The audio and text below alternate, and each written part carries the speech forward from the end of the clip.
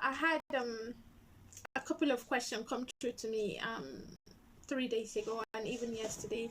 So I thought I just address this quickly and see if someone out there could benefit from it.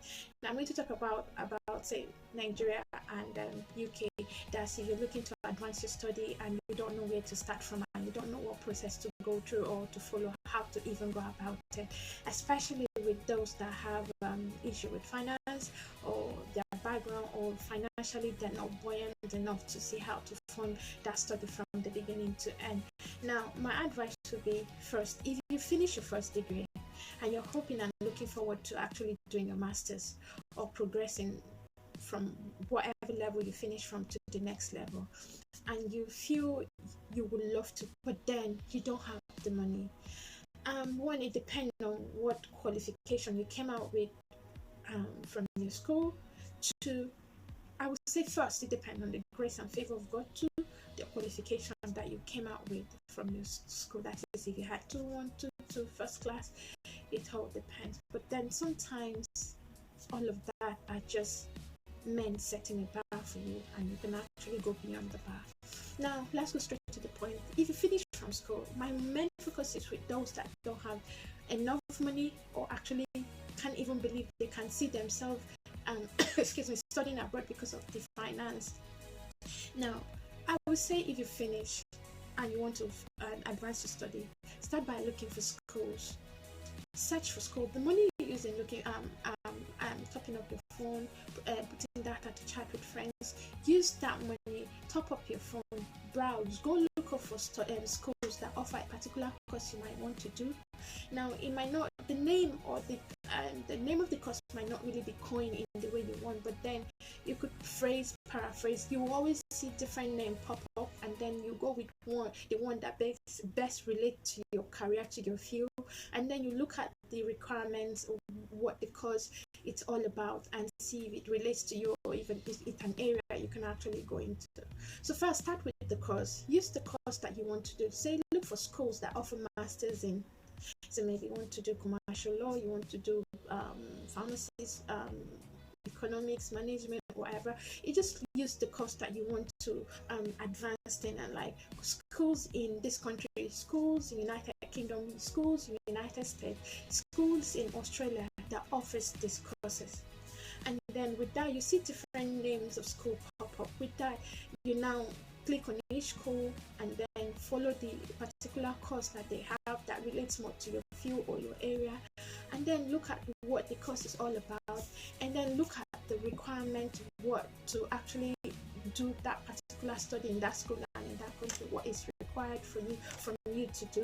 And so some may say you have 2-1, some may say you have a first degree, some may say they want statement of purpose, some will say they need transcript from you from your previous school, and some will say they need referees, say one academic referee, one professional referees. So you've been to school, you had a teacher that you could always turn to, a lecturer, one you can always turn to, or somebody in the school, you can always get academic reference from them.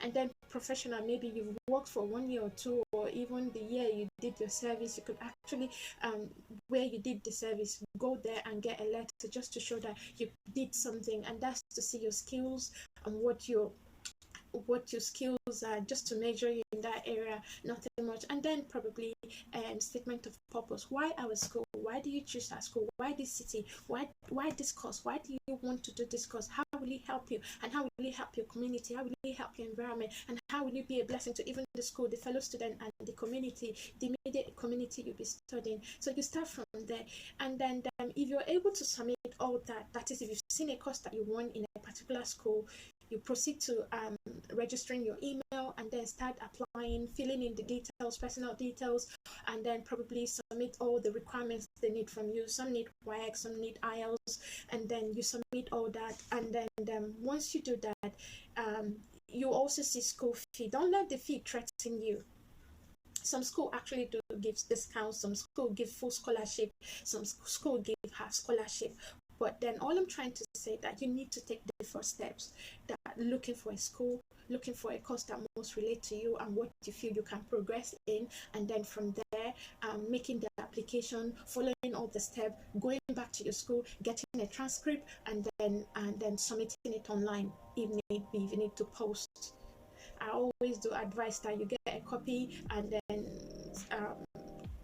photocopy it and submit the soft copy online, and then if your school takes you, when you come over, you can then tender the original copy in front of them, they will accept it.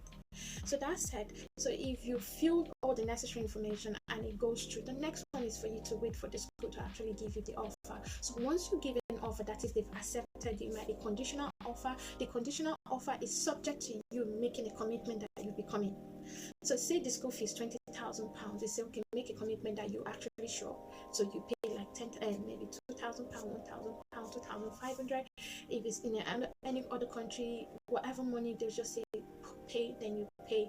And then if you're able to pay, but then while you're looking for the school, searching for the school and the course, you've actually been able to see how much that school fee is. It's also that time for you to start putting in letters to scholarship board, or looking up looking up for scholarships, and maybe like NMDC, and then I don't know, different scholarship bodies that offer scholarship that you can take exam and see how to pass. And it doesn't matter where they do they put in slotting people's name. No, just your own is to make an attempt, make an effort, take an action, and just believe that action that you've taken will come true for you. So that's it. So first, apply to a school, look for a course that you want, apply to the school. Once the school gives you the offer, and that's conditional offer. Some school give conditional offer, some school don't give conditional offer. So once they give you the offer, what you need to do now, you now know that, okay, you've been accepted. Next one is for you to start running around asking God to help you fund the school fee for you. And then like I said, contact scholarship board, see different people, approach different organizations, and see who can help. Definitely someone will come through for you. And once that is done and you're able to pay, that's where the school say pay something towards the offer. Then you pay. If they don't need anything, then you know that they don't need. There's some school that may say, okay, you come over. When you come, then you can actually start paying. So different school, different demand, different criteria for school and payment of school fees. Some accept installmental payments. Some say pay full time, pay one time, pay 3 times, pay 5 times, and then you now see how you can make this possible. Once you get the offer, you know that once you cross over, you have maybe 20 hours for you to work, and then you see how to see how you can work and see how you can support yourself with the school fee and maintenance fee. Whatever, when you're always applying, remember that school fee is different and your maintenance fee is different. Home office will want to see the British Council want to see your school fee, your full school fee, and also see your maintenance fee. So, and then that is maintenance fee is the money to keep you for accommodation, feeding, transportation, and every other basic amenities or necessary and basic needs that you need or to sustain you all through the period of the study. So that's it. Once you're given the offer, the next one will be for you to start processing your ticket, and then you've paid the money needed. From there, you'll be offered cash. With the cash, you can now make the application with the British Embassy or whatever country that you are. But in summary of this talk now is, if you're from a poor background, or where that your parent physically cannot provide you with that school fee, or to provide that school fee will take a whole lot tax demand, and you don't even physically see it happen,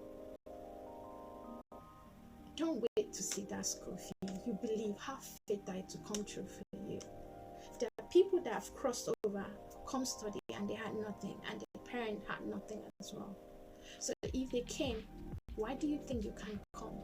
It starts with you making the decision that I want to progress, I want to advance in my study, or I want to go work somewhere. If you want to work abroad, you need to start looking for jobs, opportunities that are open for people to come over from their country to another country. So that's just it. So with the study first, if you're looking and you want to actually progress with your study or advance with your study, first step first is to look for a school that offers the kind of course that you want to. Don't let the money limit you. Don't let the school fee limit you. Don't let the price you see there limit you. Take the first step first. That's the first step. It starts with you. It doesn't matter whether your parents have it or not. It starts with you. Take the first step first. Make the application. Look for a school. Research the community. I won't say go to big city or capitals or big city that fee might be high. It's okay if you want to make that choice if also your course demand you being there. But then key thing first is you taking the step to make that application, put in that application, and then follow the required step needed. Everything they demand from you, your personal details, your what they call it, transcript from your previous school, references, and if they need English and they say they don't accept YX, some school accept YX, some school don't accept YX, some do within 10 years, within 5 years of you writing your YX, or within that many years, whichever one it is, whether they take YX or they don't take YX, your own is to actually see how to meet all the requirements. If there's no YX, there are alternatives, that's the TOEFL or IELTS or any other one that might be there.